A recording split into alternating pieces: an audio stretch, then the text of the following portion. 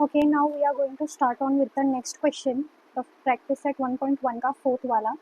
It says, on a number line, point A, B and C are such that distance between AC is equals to 10, distance between CB is equals to 8. Now you have to find distance AB considering all possibility. एक line है, उसके ऊपर 3 points है A, B और C, और वो आपको distance find करना है AB का. हर एक पॉसिबिलिटी यूज करनी है. अभी आपको एक बात यहाँ पे समझना पड़ेगा कि जब 3 पॉइंट्स दी होती है ना, हम लोग कर रहे हैं प्रैक्टिस सेट 1.1 का फोर्थ वाला, ठीक है. 3 पॉइंट्स जब भी आपको दी गई होगी, ठीक है, एक लाइन है, 3 पॉइंट्स आपको दी गई है, तो फर्स्ट वाला जो पॉइंट है यहाँ पे आपको दिया गया है वो ए है. ओके, ए है, और जो बाकी के 2 पॉइंट है वो बी और सी है. और आपको यहाँ पे फाइंड क्या करना है, ए बी का डिस्टेंस फाइंड करना है कंसिडरिंग ऑल पॉसिबिलिटी.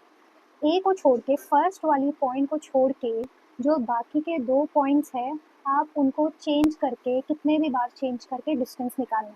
तो 2 ही पॉइंट है आपके पास, बी और सी. ए को छोड़ के अगर देखा जाए तो आपके पास 2 ही पॉइंट है, बी और सी. या तो आप पहले बी को ले लो या तो आप पहले सी को ले लो. तो पॉसिबिलिटी 1 में अगर आप बी को पहले लेते हो तो मतलब यहाँ पे मिडल वाली पॉइंट कौन हुई, which point lies in between, it is B. But दूसरी पॉसिबिलिटी में, इन पॉसिबिलिटी 2, ए तो ऑब्वियसली फर्स्ट वन होगा. ओके, बाकी के 2 पॉइंट में से बी और सी में से आपने पहले बी को लिया. अब आप किसे लोगे, आप अभी लोगे सी को पहले, और लास्ट में कौन होगा, बी होगा. सो एक केस में आपको लेना है point B in case 1, point B lies in between when point B lies in between, and in second case point C when point C lies in between. Okay, ऐसे आपको सॉल्व करना है. डिस्टेंस तो already यहाँ पे उनकी values जो है आपको दी गई है. सो केस 1 में when point B lies in between, यहाँ पर आपको दिया गया है डिस्टेंस ए सी. ए और सी के अंदर डिस्टेंस, ए और सी के अंदर कितना है, क्या वैल्यू है, 10 है. कितना डिस्टेंस है, 10 यूनिट्स का डिस्टेंस है.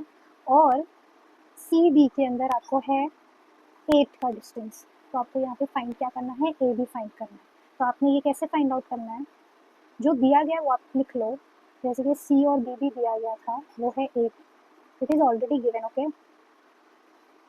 आपको पता है लॉन्गेस्ट डिस्टेंस जो है वो बाहर की तरफ आएगा. लॉन्गेस्ट डिस्टेंस हमारा ए सी था, और वो कैसे बनता है, 2 छोटे पॉइंट्स को जोड़कर बनता है. 2 छोटे पॉइंट्स हमारे पास, एक ए बी है, और जो दूसरा है, 2 छोटे पॉइंट्स को जोड़कर आपका बड़ा वाला डिस्टेंस बनता है, बी सी. ओके, ये बड़ा वाला जो था, बड़ा वाला जो डिस्टेंस है ए सी, वो 10 है. ए बी जो है ये नहीं दिया है, और आपको यही फाइंड करना है, ए बी. ठीक है, और दूसरी तरफ जो सी बी था, सी बी था, वो आपका कितना था,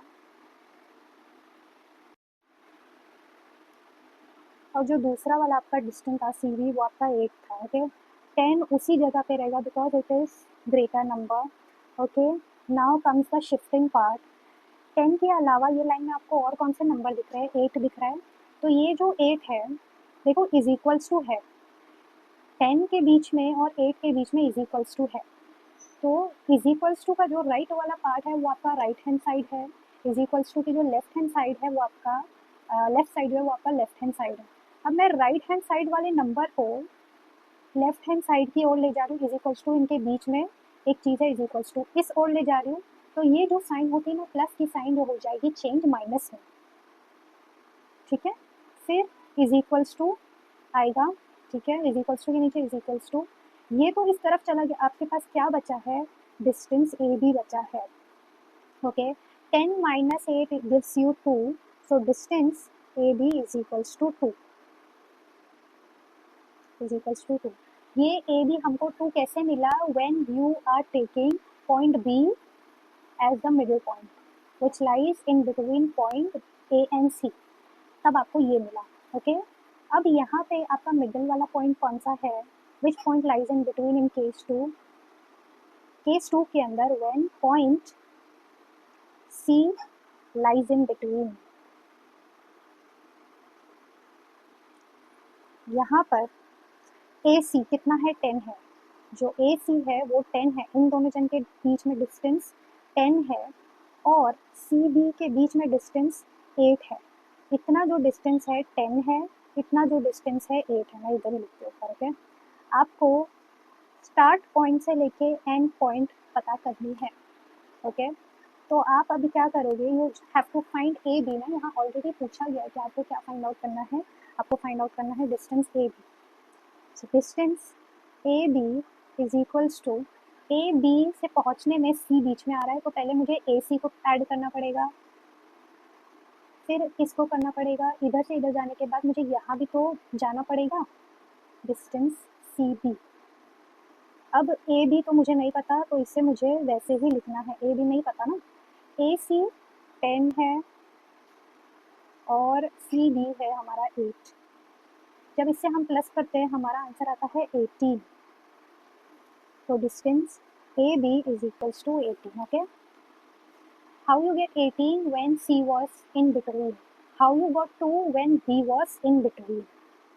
तो यहाँ आपको एक लाइन लिखनी है, when B lies in between, distance between A B is equals to 2, and when C lies in between, distance AB becomes 18. Okay, if there are 3 points, so there is only 2 possibilities. Keeping the first point constant, change the other 2 points. 2 point जो बचे हुए, एक में B पहले ले लो और दूसरे में C पहले ले लो। 3 पॉइंट्स है तो 2 ही पॉसिबिलिटी होगी keeping the first point constant which is A। Okay, similarly आपके पास ये 5th वाला क्वेश्चन है। ओके,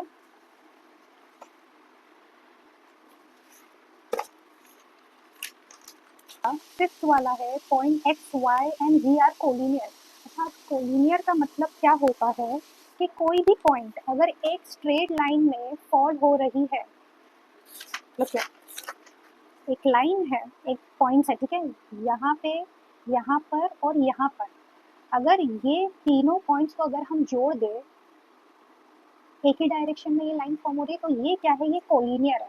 बट अगर पॉइंट ऐसे हो, कुछ ऐसे फिर ऐसे, तो क्या आर ऑल द 3 पॉइंट्स, ये वाला पॉइंट, ये वाला पॉइंट और ये वाला point, are they collinear? No, because they are not following on the same line.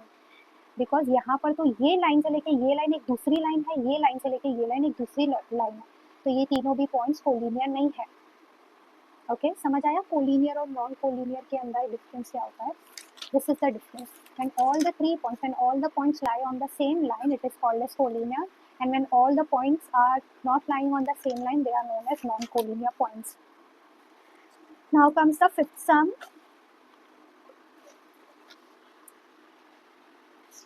Okay, practice set 1.1 का 5th वाला. Point x, y and z are collinear such that distance xy is equals to 7 and distance yz is equals to 8. Now you have to find distance x and z. यहाँ पर भी आपके पास 2 ही possibility होगी, आपको सारी possibilities इसमें use करनी है, बट जो कि यहाँ पे हमारे पास 3 पॉइंट्स है, so again there will be only 3 possibility. जो पहला वाला पॉइंट होगा वो हमारा x होगा, यहाँ पे सबसे पहला वाला लेटर कौन सा था, x। अब या तो आप 2 पॉइंट कौन से बचे, y और z ना, तो या तो आप पहले y को ले लो पहले, या तो फिर x को कांस्टेंट रखकर हम पहले z ले लेंगे यहाँ। And now comes the case 2, when y, point y lies in between। Okay, यहाँ पर था x y 17 है and y and z is 8। Okay, आपको फाइंड आउट करना है डिस्टेंस x से लेकर z तक, मतलब स्टार्ट पॉइंट से लेकर एंड पॉइंट हो। यहाँ से यहाँ पहुँचने के लिए पहले इधर जाना पड़ेगा, फिर इधर, ये दोनों जन को जोड़कर हम बता सकते हैं इन दोनों जन के बीच में डिस्टेंस कितना है। लॉन्ग कहाँ जाना है हमें, एक्चुअली जाना है हमें डिस्टेंस एक्स जी, और इन यहाँ से यहाँ पहुँचने में 2 पार्ट है, एक यहाँ से यहाँ और ये एक यहाँ से, distance X Y plus distance. Okay, तो आपको पता था यहाँ पर कि y और z का डिस्टेंस आपको नहीं पता है, copy it as it is. यहाँ पर आएगा डिस्टेंस x एंड y जो है 17 और प्लस y और z के अंदर 8 है, तो 17 प्लस 8 17